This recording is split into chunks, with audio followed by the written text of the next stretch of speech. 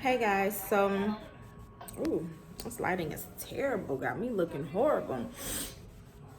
But good morning. Today is a new day, and just getting to work. Y'all, yesterday was a really rough day. Like it was hard. I don't even know if I've told you guys all the series of events that happened. It took everything to hold me together and to keep me just from falling apart because I was just emotionally spent and emotionally drained yesterday, and I'm still feeling emotionally drained today. So just to kind of bring you guys into the loop of what the series of events that occurred yesterday. And excuse me, I'm eating a peppermint because I'm getting ready to go into a classroom and I don't like my breath to stink because I had coffee. But my morning started off with one of my colleagues having a seizure. And she's really just more than a colleague. She's like a little sister to me. Ooh, this camera is overexposing me, y'all. Let me adjust my lighting. I'm sorry. But she's like a little sister to me. She is my sorority sister. She's a Delta.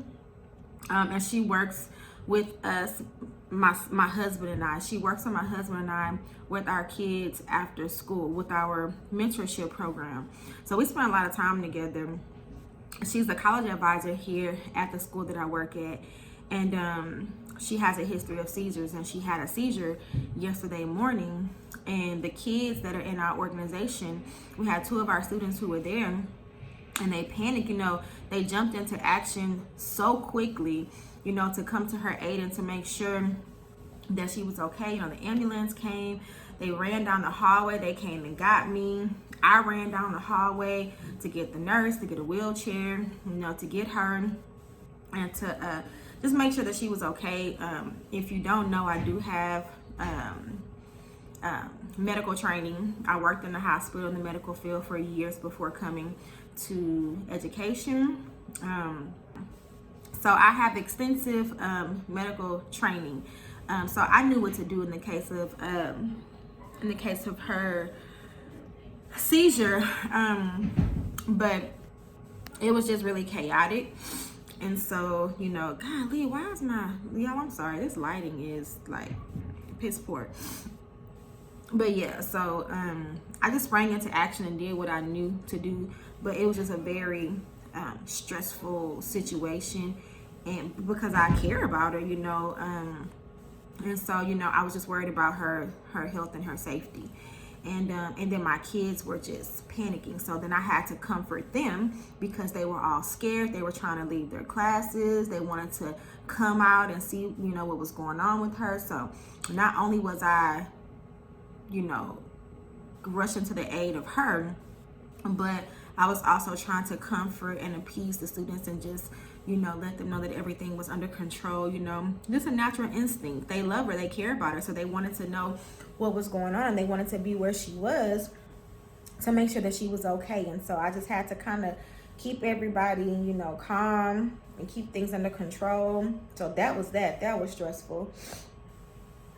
And then after that, I got news that a friend of mine's and my husband's and LJ, which is one of the staff members here that also works with our students, but he's also like a brother to me and Terry. We've known him for 10 plus years. We have a friend who had been put on life support 2 days ago, and yesterday they pulled the plug on him. And so, he passed away. That was tough because, I shared this in an earlier vlog. This particular person, he has such a deep and far reach in the world of education that so many people know him. Here where I work at, there's about 6 people, 6 adults, and at least 1 student here who know him, who's been touched by him, and it's just a really great loss for the city of Houston, for education, for youth outreach. It's sad, and the kids, being around our kids just really kind of helped to keep my spirits up yesterday. And then after dealing with my little sis having a seizure, trying to keep the kids calm, you know, and console and comfort them through that, find out that our friend passed away. Then I had a meltdown of one of my students, you know, and her story is really, really deep. I'm not gonna go into a lot about it, but just know that, you know, she's pretty much trying to figure things out on her own. She's a senior, getting ready to graduate. She's had to make some adult decisions that she should not have had to make, which have caused her to miss a lot of school. And we're just trying to make sure that she graduates. You know, she has excellent grades, excellent GPA, is taking college courses, dual credit classes, AP classes. She will be graduating the top of her class. She's already been accepted into a college. She's working on her housing. Financial aid has been filed. Like, she's on the track, but you know, her home environment is not the best. She's dealing with some instabilities, you know, and of course, me being the person that I am, you know, I'm not gonna let my baby get off track, you know, so I'm trying to figure out how I can intervene and support her and step in and help her make it through these last couple of months so that we can get her off to college, you know. And you know, she had a breakdown, you know, I had to get on her behind. It's, you know, that's a lot, because you know, she's giving up on herself because she's feeling defeated, you know, and she's lashing out on the people who are trying to help her because she's frustrated. So I had to get her together, you know, and now I'm still left with the fallout from that, trying to figure out how I'm going to get this child to push through all these adversities so that she can graduate and go out to college. She will be one of the first in her family to do so, you know, so this is major. And she doesn't really have support, you know, outside of here at school. Y'all, yesterday was a lot. And might I remind you, none of those things I did yesterday are in my job description. I am an instructional specialist. Instructional specialist. This is why educators need long breaks, because working in education takes a toll on you mentally and emotionally. It's a lot, because when you truly care about these kids, you pick up their burdens and you help them carry it, especially when they don't have parental figures, mentors and stuff around them, when they're already so fragile. You know, when you care about them, it's hard not to step in and help them to push through and work through these things, you know. And so, you know, y'all, everything was just, I just hope today is better. I just want to lock myself in my office and stay to myself, you know. But yeah, that's not possible. I need a mental health day. I do. But first period, I just started a few minutes ago. Well, about 20 minutes ago. Second period, I have PLCs with my biology team. One of my teachers is out on maternity leave, so I'm trying to figure out what to do with some of her classes.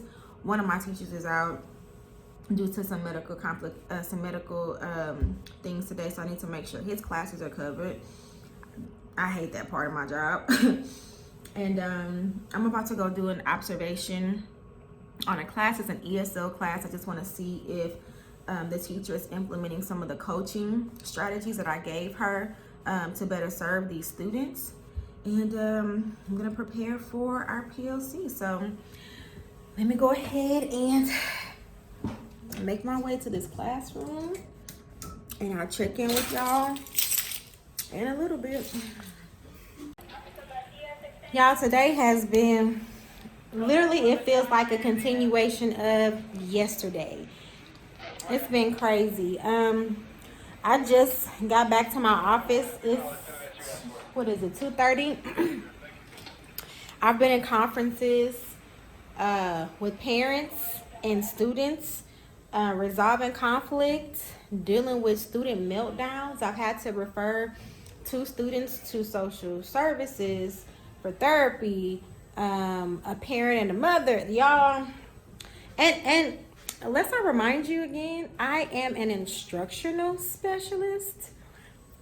These are not a part of my job duties and description. So, there we go again. Reasons why educators need long breaks. We wear so many hats, y'all. Like working in education, working with these kids and families, you literally just become whatever it is that they need. And it's a lot. Like, I can't even explain to you guys how emotionally drained I am today. I've been bombarded by 5 students today who were in active meltdown, like crying so hard that they couldn't pull themselves together. I've had to go pull students out of class because they just couldn't hold themselves together. It's been a lot. It's been a very, very, very hectic day. And it's been so hectic that I have not even been able to do my real job, which is instructional coaching with teachers and students and, all that stuff, because it's just been consumed with social emotional issues of these students and their parents. And so it is the last class period of the day. Oh, I lied. I did get a chance to do a little bit of coaching during 3rd period. I was supposed to be in there the entire class period, but I was in a student and parent conference through the majority of the 3rd period class, so I missed a lot of that class period, and I went in towards the middle and end of the class. So I'm about to get ready to go into one of my biology classes right now. I have a new teacher who I just recently hired to take the position of a teacher that's moving out of state at the end of this school year. And I'm, coaching her and putting her in a position to where she can start to become comfortable in her new role, so that next school year, it won't be such a struggle for her. So I went in the classroom with her for, a portion of time during 3rd period. This is 4th period. So I'm about to go back in there now to see if she's able to implement some of the coaching and modeling that I did along with her in that classroom. And then also just to kind of see some of the students in there and to kind of just check in on them and see how they're doing. I always go into a classroom with a pocket full of candy because I like to reward students when I'm in the classroom. I may even jump in and do some, this lighting. I may even jump in and do a little bit of, team teaching with her. Kind of just help her through some of the content and the material to make sure she's spiraling back when she can spiral, old content, remediating any misconceptions or misunderstandings, and just to make sure that she's going over the objectives and the teach thoroughly, because like I said again, she is a new teacher. She's very good, but she's still a new teacher. So I'm gonna have to put y'all down so I can put some lotion on my hands.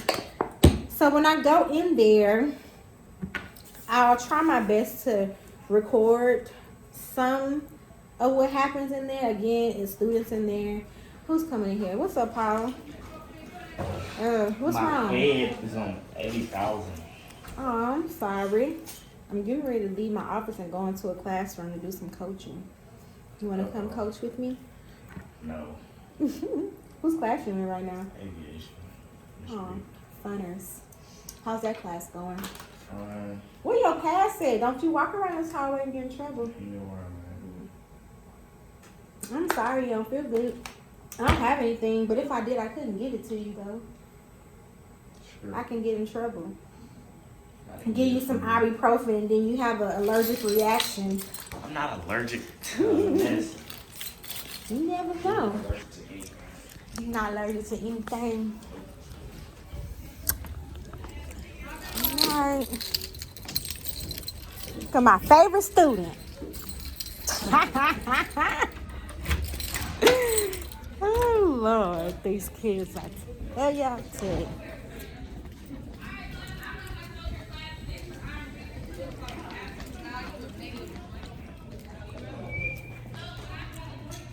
So yeah, I'll see if I can capture some of the action that's gonna happen in this classroom. You probably just more so hear me talking and see me, because I can't put none of the kids on video, and I don't want to record the teacher. So I'm getting ready to walk into the class now, and let's see what's going on.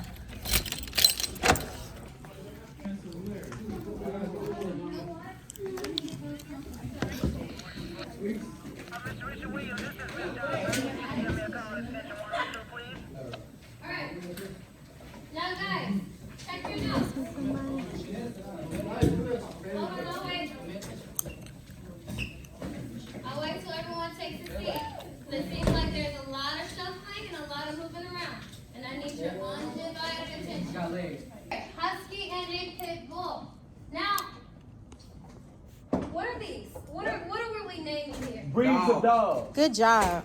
Good job. Good job. Breeds of dogs. Breeds of dogs. So, how do we know they're different breeds? Because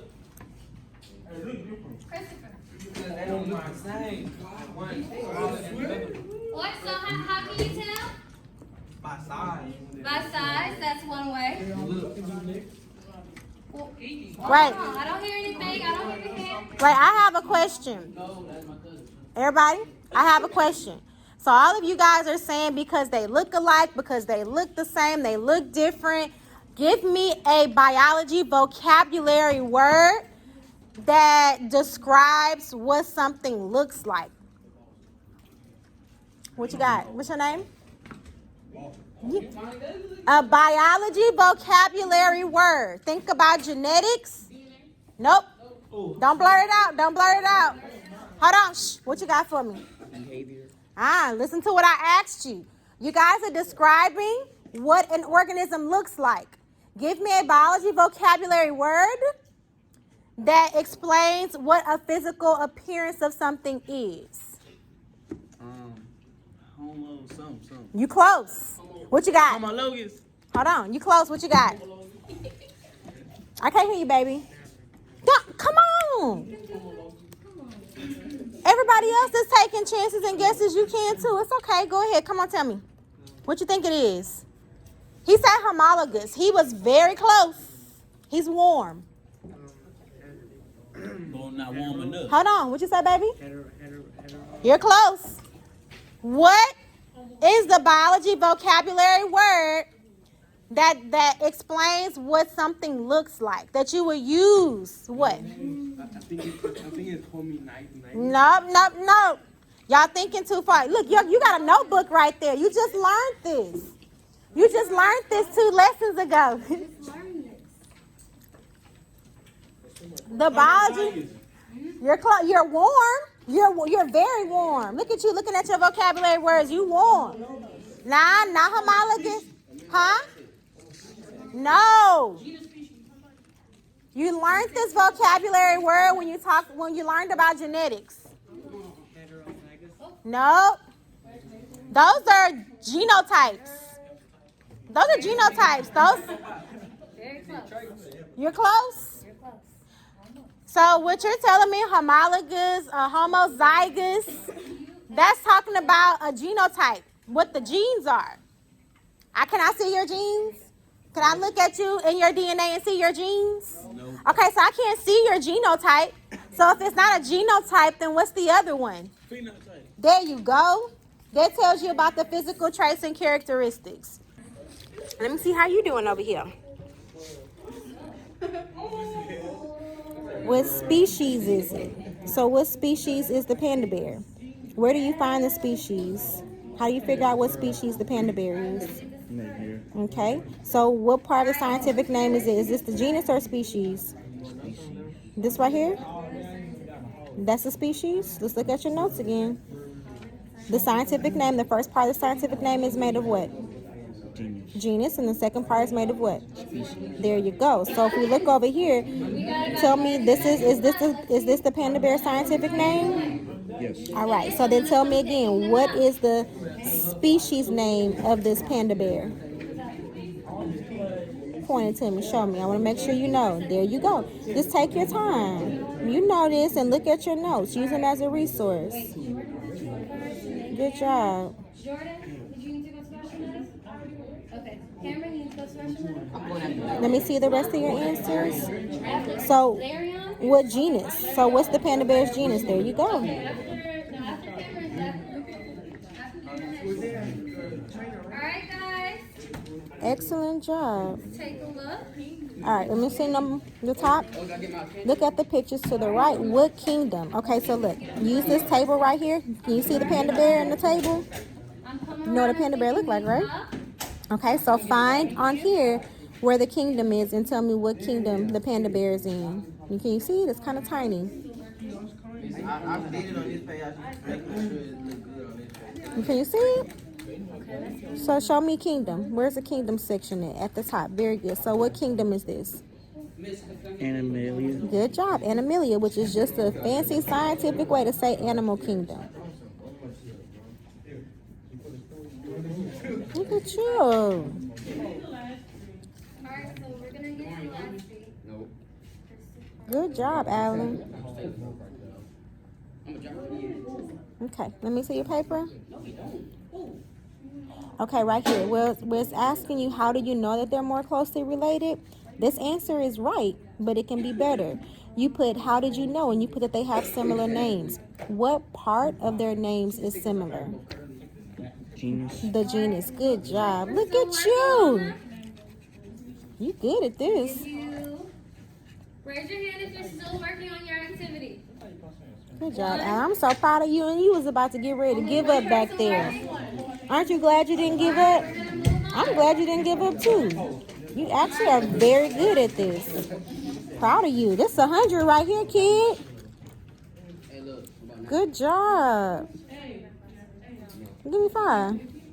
Proud of you, man. You get more candy. Keep it up.